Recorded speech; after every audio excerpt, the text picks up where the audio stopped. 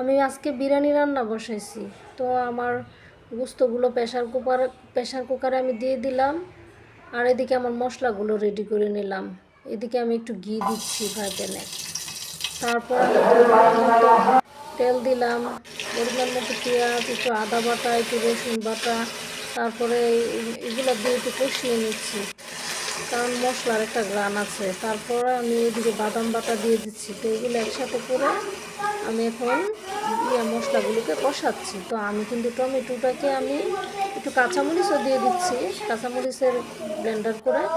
Tomato যেটা এটা আমি ব্লেন্ডার করে নিয়েছি, এটা দেওয়াতে কিন্তু কালারটা আমার অনেক সুন্দর আসছে।